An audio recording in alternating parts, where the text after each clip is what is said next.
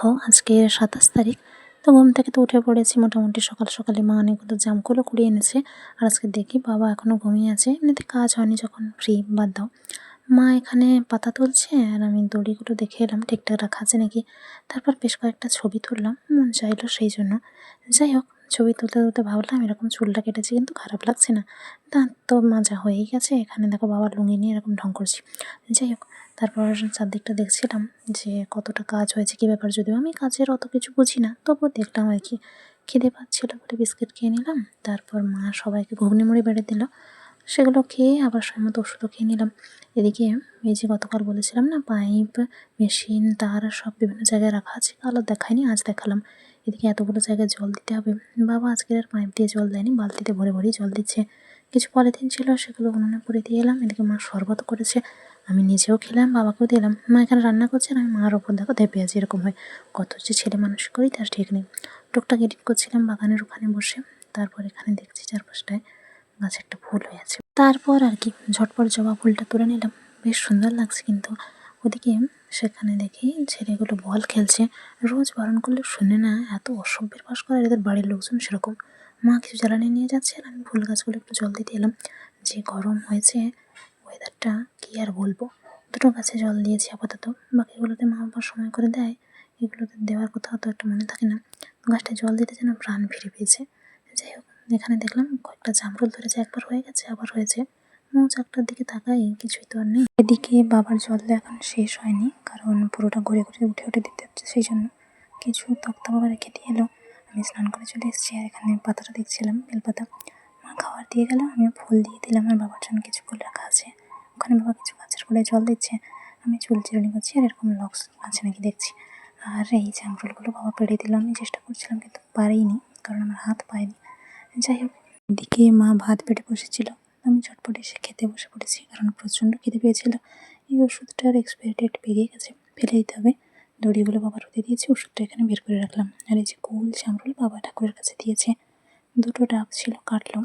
আর একটা তেমন ভালো ছিল না, তো মা যেটা খেয়েছে সেটাতেই বেশি জল ছিল। যাই হোক, আমি যেটা খেয়েছি সেটাতে মোটামুটি ছিল।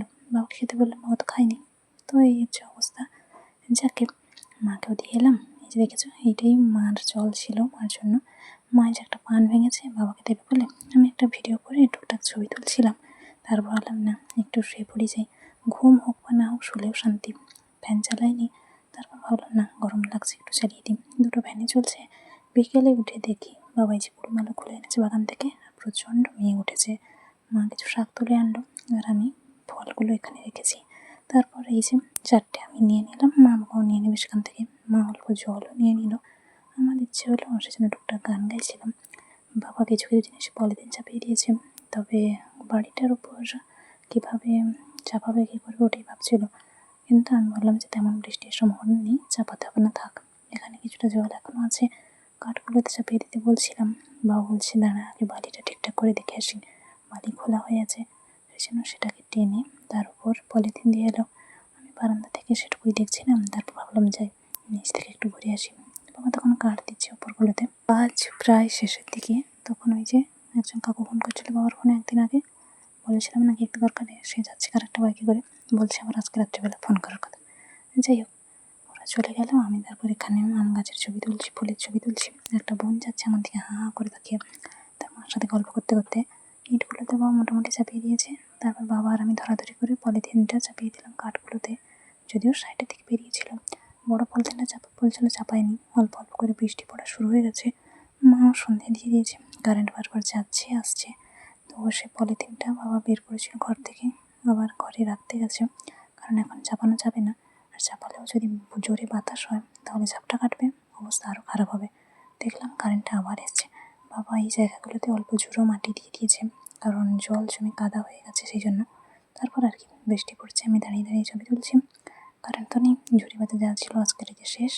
তারপর কারেন্ট আসতে সমস্ত জিনিস চার্জে দেওয়া হলো। তারপর আমি এই যে ঝটপট চা খেয়ে নিয়েছি, পরে রাতে ওষুধটাও খেয়ে নিলাম। আর বাবা আজকের এক পাতা ডিম এনেছে, কী আনন্দ জানো তো। মা বলছে দাঁড়া ভাজবো, দুটো ডিম নিয়ে গেছে ভাজা করবে বলে, আর বাবা জল দিচ্ছে জায়গাগুলোতে। এইটুকু খাওয়ারই অমৃত জানো তো, এর বেশি আর কিচ্ছু দরকার নেই। যাই হোক, সবাই খাওয়া দাওয়া শেষ করে নিলাম। ঘরের আলোটা আর জ্বালিনি, বাইরের ওটা আলো আছে বলে সেই আলোটাই জ্বালা হয়ে আছে। হঠাৎ করে দেখি এতক্ষণ পরে তারপর চাঁদের সাথে কিছু ছবি তুলে গল্প করে ভাবছি এবার শুতে যেতে হবে। ঘড়িগুলো দেখে নিলাম, পায়ে ওষুধ লাগিয়ে দিয়ে বাবার হাতে পায়ে মাথায় যেখানে যা কাটা ছেঁড়া ছিল লাগিয়ে দিয়েছি। পরলিন একটা ফ্যানই চালিয়েছি আজকে। বাবা খবর দেখছে, আমি ঘুমিয়ে যাই। রাত হলো অনেক। টাটা।